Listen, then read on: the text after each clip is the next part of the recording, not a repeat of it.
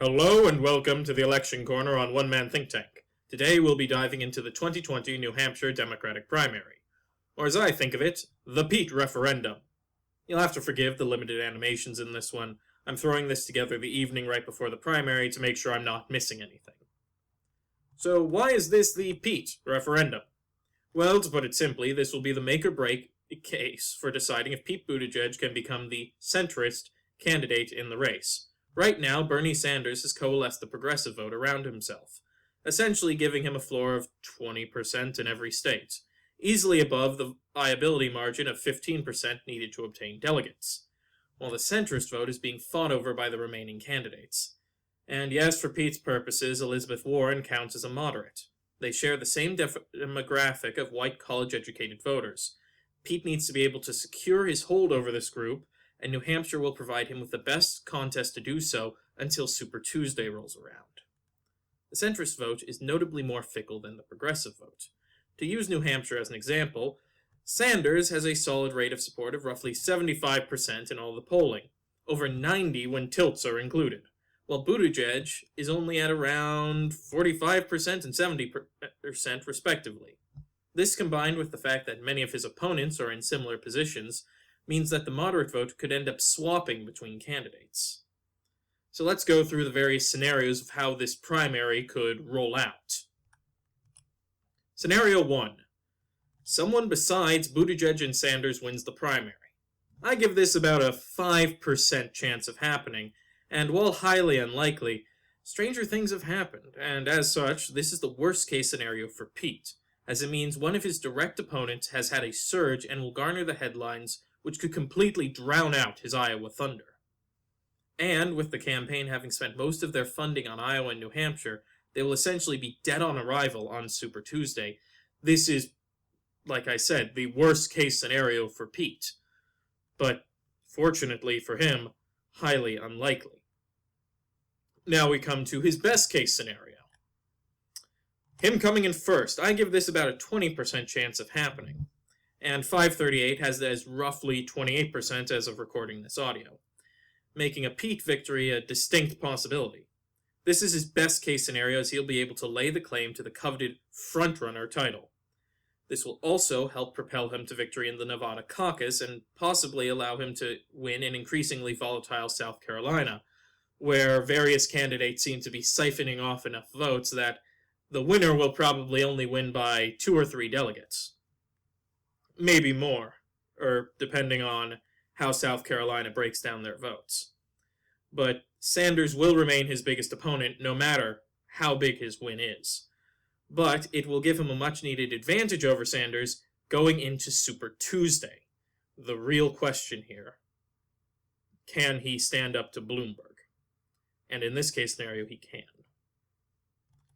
On to scenario 3. Buttigieg comes in second, and only he and Sanders place.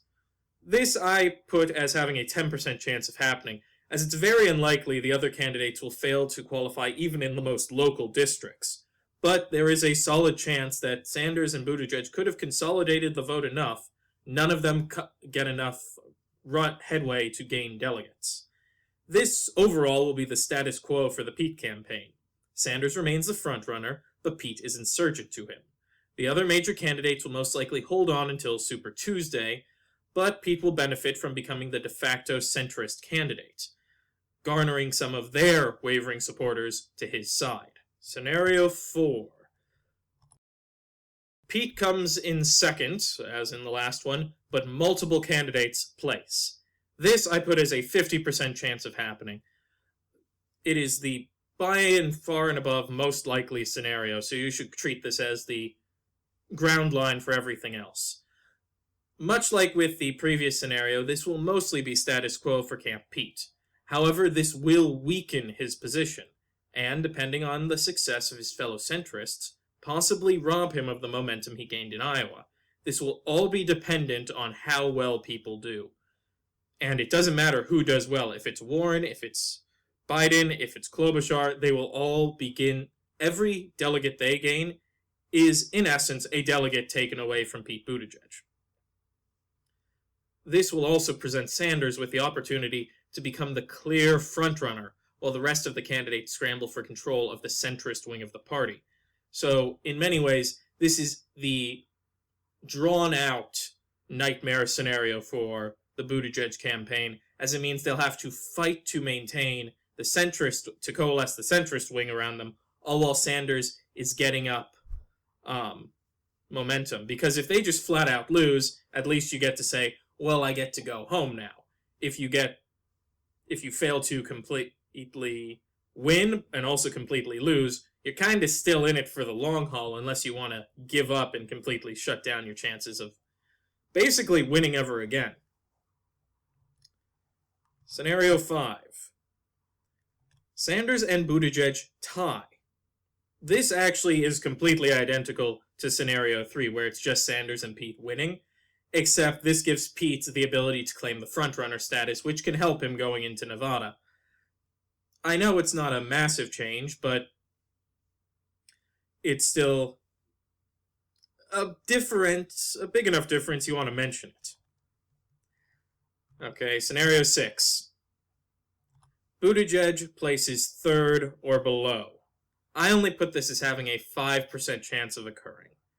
This is where things get really hairy for his campaign. If he places third or below, it means multiple of his centrist opponents beat him, because Sanders, in all of these scenarios, comes in first. And so he's going to get a majority of the votes. But if Biden, Klobuchar, or Warren beat him, or two of them beat him, it's going to knock his campaign down a peg, but not to an unrecoverable position, and could actually prove useful to give him some time to get the heat off himself for the next few debates. But that's about the only positive thing I can say. His campaign will need to start scraping together wins in order to survive Super Tuesday, because if they walk out of Super Tuesday with, I'm going to even say, less than 20% of the vote, his campaign is strong, but not going to be powerful, especially if he can't win South Carolina and Nevada, as his main weaknesses have been with minorities, and that's his main point of criticism. And lastly, we have Scenario 7. Buttigieg fails to place at all. Less than 1% of happening, but if you're willing to consider the scenario where he completely wins, you need to consider the scenario where he completely fails to place. And if he fails to place, his campaign's over right then and there. There's no better way to put it. He needs his momentum to continue through New Hampshire so he even has a shot at Nevada. But no delegates in New Hampshire, no momentum. It's like the SSP has lost its tailwind and broke all the oars to get into the gusts. They'd be stranded dead in the water. And it's hard to get cash when your campaign doesn't look like it's going anywhere. I mean, look at what's happened to Joe Biden. But these are the 7 scenarios which could take place today, each setting the tone for the rest of the primary season. One which is a one-on-one, Pete versus Sanders. The other, a disorganized effort to primary out a moderate before Sanders can win it all. This has been the Election Corner on One Man Think Tank. If you like this video, please drop a like down below. It helps grow the channel. Please feel free to leave your comments and questions in the comments section down below. If you want to see more content, click the subscribe button and the notification bell to make sure you're alerted when new content comes out. Otherwise, as always, have a wonderful day.